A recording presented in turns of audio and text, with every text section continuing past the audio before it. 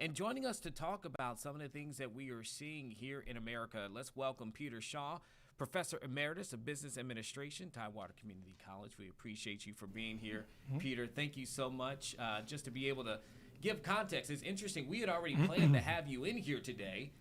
And then the president decided, he was going to be speaking at this forum and speaking in large part about the economy and the world economy. So the timing of it just all lines up. We just listened to the president there, his opening statements, Peter, and, he called the U.S. the hottest country in the world.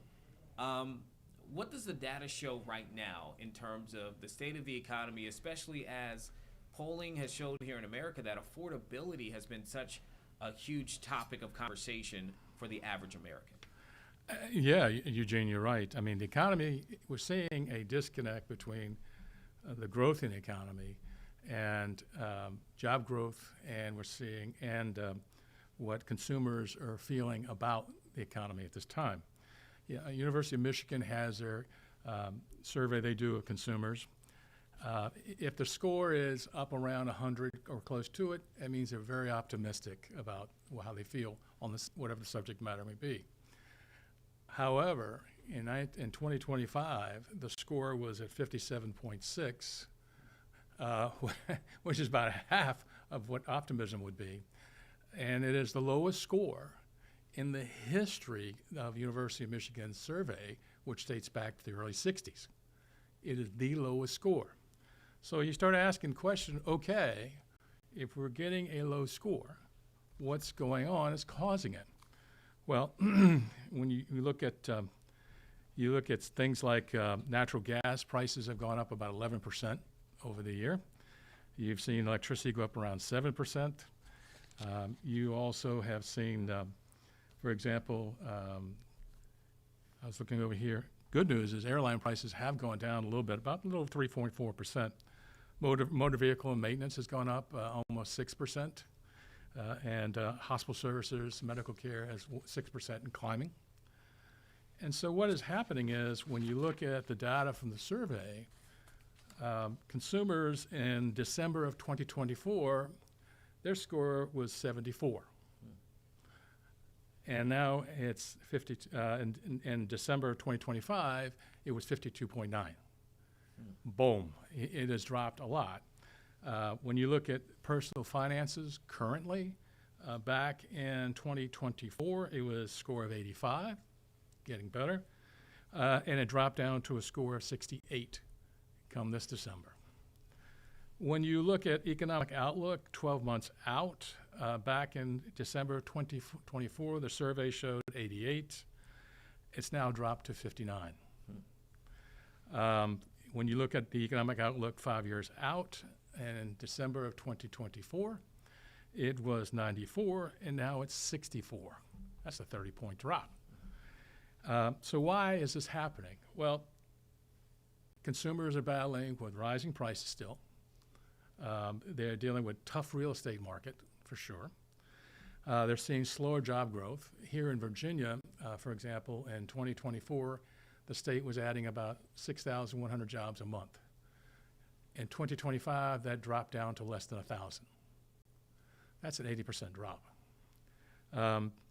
Lower wage gains. And the thing I always impress upon people, they said, well, I got a 5% raise. Well, that's great. But let me give you an example how that plays out. When you get a raise, that's a gross number before taxes.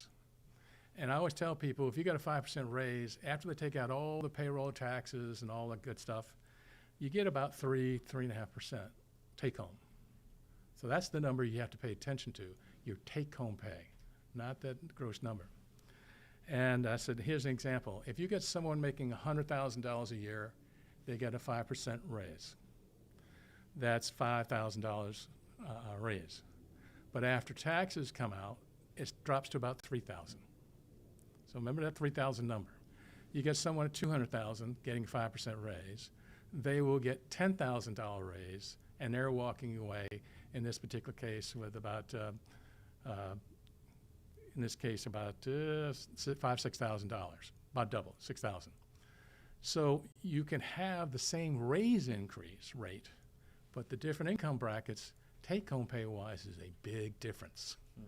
And we're seeing that a lot of the folks, the upper income and the upper middle income, they're carrying the load. They're doing great. The lower middle income, lower income, they're taking it bad. As you can see, as we mentioned some expenses we mentioned earlier. You know, it's interesting. The president obviously spoke glowingly of his economy there from this, from the podium, and we're hearing a clash there with the data that you're sharing, and obviously the way that he's describing things. He was talking about even with inflation. He said inflation is down, lower than other places in the world, saying that he had set stock market records, more than 50 records in the stock market, in adding more money to people's 401ks. Those are the things that he is saying are taking place in the moment. And we know, just let's start with the stock market, indicators, because I've always been curious what we can glean from a stock market, because it can change at any given point. Even within the last several hours or so, we've seen it kind of change and shift based upon the president's words about Greenland and with our European partners. And so when people are hearing that and they're hearing, an assessment based on those kind of elements, what are your responses to them just in general when you're trying to monitor that as a sign of whether or not the economy is going well or bad? Well, the economy is really counting on the efficiency of technology and AI technology. So you're seeing that piece there. But what is really happening is, for example, let's take the auto industry. In 1978, they had 1.5 million United Auto Workers. Today, it's about 150,000. That's a 90% drop. Well, what's happened? Well, what's happened is the technology has moved in and automated more and more of the jobs in the manufacturing sector. And that's not the only area they're permeating. So what's happening now is if you're a worker today, you cannot be stagnant in your skill sets. You must be highly skilled, and you must be what I call a smart worker, continuously improving those skills. If you don't and you fall behind, you're going to be a victim of possibly of a layoff. So what we're seeing is that, the economy's efficiency is helping boost it, but there's a big disconnect on job growth. We're not seeing the job growth go parallel with it at the same rate.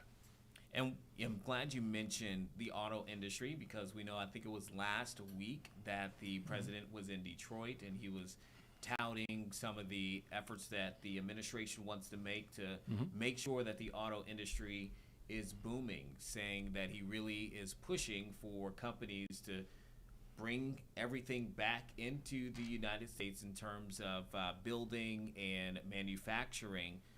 In your assessment, based upon even what you're just saying there, obviously this is an industry that needs a bit more of a jump start in our country. That has forever been, one of the leading things that we've had within this country for generations prior. What's your assessment on what will happen is it possible, first of all, for those companies to just reinvest overnight here into more American manufacturing, or what would need to take place moving forward to kind of bring it back? Yeah, when the auto industry CEOs met with the president last spring when he was talking about his first wave of tariffs, they told him, Mr. President, if we move a plant from Canada to the United States, it's going to cost us over $1 billion, and it's going to take probably up to 5 years to have it up and running. So it's not a flip of a switch or a snap that this thing's going to happen. We just want to make that clear. Now, one of the reasons that U.S. auto industry is in Canada is that they don't have to pay any health care costs, because the country already has a national tax for that. So that cost is a big piece of their production cost, believe it or not. It costs more for health care coverage per auto worker than it does for the steel that goes into the vehicle. And so this is a big issue they're trying to emphasize to the administration. Look, it takes time. It takes a lot of money to relocate those big plants. So I think I'm hoping the auto industry keeps reminding and refreshing in their minds, we might be able to do this over time, but it's not going to be fast, not at all. Also, you have to remember CNBC back, I think it was in October, showed that the average automobile purchase during 2025 was $50,000. And then when I thought it couldn't get any worse, they announced the other day that at the end of the year in December, in the auto industry, the truck sales, they had a surge in it because they were running end-of-year specials and so forth. But still, the average price was $66,000. Now, I don't know about you, but most middle-income families I know, $50,000 and $60,000 for a vehicle is, in many cases, prohibitive. And I'm seeing more and more people retain their vehicles and so forth. So I guess the auto industry has decided that they're going to focus their attention to the upper middle income and the upper income to carry the load. And that may be the case because I have a tough time believing the middle income and lower middle income can afford vehicles that expensive. Yeah, I've had so many different conversations, including even today this morning with someone who is potentially getting into the car buying market. But the concern is how much are they going to have to shell out in order to get it, even the more economic friendly cars at this point. So certainly interesting. You mentioned tariffs, right? And the conversations that the auto industry execs had with the president. The president also speaking this morning and has repeatedly said, tariffs have been such a big part of his economic and international strategy. I think we've seen him use tariffs in a way that we have not seen before and at a rate that we have not seen before. Now, last week, the Trump administration came out and said, I want to make sure I get the number right. This was from Customs and Borders Patrol, that it collected $200 billion in revenue from tariffs. But there have been multiple studies, including one just released this week, that said it's the American consumer that is footing a lot of that bill. Who pays for tariffs? Where does the money come from? Is it revenue, or is it taxpayers putting more into it? Yeah, Goldman Sachs put out a publication last fall. I think it was last fall. No, it was late fall, around November, December, that said that in June of 2025, when the first wave of tariffs were coming into play,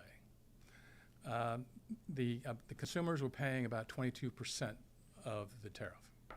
Corporations were figuring out how to absorb the rest. Well, we move along to October of 2025, that 22% number jumped to 65%. So it's clear to me that more and more of the tariffs are going to be passed on. I will tell you, in my non-scientific polling and talking to small and medium-sized business owners, they're making it very clear to me they have no option but to pass it on. They don't have enough margin. It's just not there. They don't have the grand scale economies of scales of the big boys. So they have to pass it on, and it's becoming a quite noticeable problem. We were, my wife, we had our roof put on in 2009 for about $9,000. To replace it today, they're quoting us prices of $34,000, $35,000. I'm like, you got to be kidding me. And then they come back and say, well, maybe we get you down to 26, but still, it's a major impact, and the roofing hasn't gone up that much, But you're seeing all of these elements. The president gave his speech this morning and talked. He selected his numbers, which I would expect him to, but he stayed away from consumer sentiment. He did not talk about that. He did not talk about. He says polling numbers were through the roof, not the numbers I've seen on the screen or in the news. It is clear that the average American, and again with this consumer survey from Michigan, the consumers gave the lowest score in the history since the early 1960s ever. It's very interesting, and in talking about tariffs again, a lot of big news that we're still waiting on at this point. Is the president going to place 10% tariffs on those European countries who don't support his desire to take control of Greenland, as he has said that he could do? What is the Supreme Court going to decide, as they have now heard arguments on whether or not the president has the power to do what he has done since he's come into office again in issuing these tariffs under the emergency orders with all of these different countries. So tariffs have really been such a, if there were people who didn't know what a tariff was prior to all of this, you probably should be familiar and know what it is at this point for sure, because it has played such a huge role in our economy and international affairs here in the last year. But I want to ask you now about interest rates, because before we do that, you need to also pay attention that the president is using tariffs in a way we have never used them before. Tariffs traditionally were issued going back to the 20s, Smoot-Hawley Act and so forth, that helped lead to our Great Depression because they went crazy with them. But they used, the tariff is a governmental tool.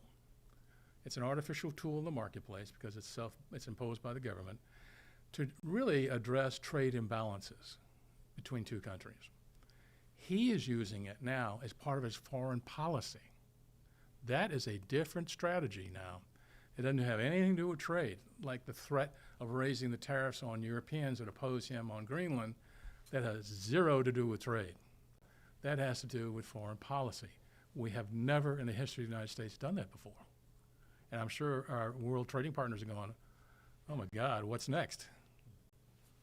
Yeah, and they have been pretty outspoken here, in the last several days. And so I'm looking forward to even hearing from our world partners, trading partners, after this speech that he gave today. We have yet to hear from them, as they're likely at this point either being interviewed or still attending.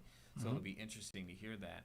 And again, you got to remember the CEOs of these companies, every time he changes those tariffs, he's got to assemble his top team going, all right, how does this impact the company? What do we do? It's a very, this knee-jerk reaction is very difficult on the business world. Certainly different than what we have seen in years past. Sure. Interest rates. He spoke a lot about that. The lowering of interest rates, and we know too there's been a lot of pressure, from the administration on the Federal Reserve, and even now it looks as though there's more of an investigation that has now been waged against the Federal Reserve and its leader Jerome Powell over the building construction things. But it fits into the pattern, Powell says, of the pressure from the administration for them to lower the interest rates. You and I have talked about this in the past in various different stories, dating back even prior to the Trump administration, when we were in the former Biden administration. We were talking about, okay, what is the Fed going to do? How do they navigate, whether or not we're, the high inflation rates, or are we in a judging by what you've seen from the Fed and in your expertise and seeing where we are now, they've been really kind of hesitant to continuously lower and lower at the rate that the president would want. Do you see the Fed strategy in terms of how they've gone about it this last year and the effectiveness of it? Well, you got to remember, what is the mandate that Congress has given the Federal Reserve? It's given two mandates. One, price stability. In other words, keeping inflation at a reasonable number. And then unemployment. Okay. Now, what we've noticed up until recently, the Fed was focused on the inflation rate. It was very reluctantly or very slowly lowering it because it wants to make sure it's coming down. Well, suddenly, at the same time, we've noticed in this past year in particular, the unemployment rate rising. And now the Fed seems to have pivoted from the inflation rate focus to the unemployment rate focus. And my sense is, in reading everything, all the stuff I've been reading, is that maybe 2 cuts at a quarter each this year, maybe. But a lot of it is going to be dealing with, okay, now if the pivot now is unemployment, if we have these European rates kick in at higher rates, I guarantee you prices are going up. Now you got to pivot back to the inflation. And that's going to have an effect on their rate cuts. And one thing I always think about, obviously because we're here in the United States, we're thinking about what things are like for us as Americans here in the United States. But so much of an economy is a global phenomenon. How are we, in terms of, are we seeing any similarities between what we're experiencing in America than what maybe people are experiencing in Europe and other parts of the world? Have there been any similarities that we've seen that we're just, because we've been so focused here, we haven't been as much over there? Well, first of all, I don't believe anywhere else in the world have you seen a leader of a country use tariffs as a part of their foreign diplomacy. I don't, I'm not aware of any. So this is all new. The rest of the world's going, wait a minute, how do we deal with this president? If we disagree with him, is he going to threaten us with tariffs, which have zero to do with trade? And that's what the tool is devised for. That has caused, without question, a lot of problems in our trading partners. When the Smoot-Hawley Act was done in 1929, we raised, and actually the act passed, I think, 1930, but we raised tariffs up to 60%, and that triggered a trade war, which also led to us losing overseas, a drop in global trade, I think like 3/4 drop over a 5-year period, and going into the mid-30s. If we're not careful and we trigger one of those again, you could see another recession in global trade. We got Peter Shaw here. We appreciate him so much. Anything else that you feel like we should pay attention to in terms of the economy? So many people have affordability on their mind because we have a few moments here. Anything else you think, hey, pay attention to this, see the signs, or something that you're seeing as a trend? Yeah, first of all, as I say all the time, develop a budget. Yeah. Separate, the needs from the wants, okay? Focus on the needs, make sure you get the money there. And then look at the wants. And if you have extra cash left over, I would recommend that you cut your wants by at least 10% if you have extra cash. Take that cash and start paying down debt and pay off your higher interest rate debt first. And then if you get cash left over in that, use that to put into investments and get a return. You can put into savings if you want, and I say okay. But on balance, we're seeing investments in the marketplace earning better returns than you're going to get in a savings account. Also, keep a reserve cash flow if you can in case of, you lose your job. Do you have 3 months cash built up in reserves? So what I get, my central theme message here is focus on a budget and a management of your cash flow, first and foremost, because we don't know in this year coming up what is going to happen with prices. And so that is my message. Stay focused on the budget, and again, the needs versus the wants, and then what do you do with the extra cash? Knock down that debt as fast as you can, as fast as you can. I think that's solid advice there. Yeah. Peter Shaw, Professor Emeritus of Business Administration, Tidewater Community College. It's always great to talk to you. And then when I get to see you in person as well is even better, Peter. So thank you so much.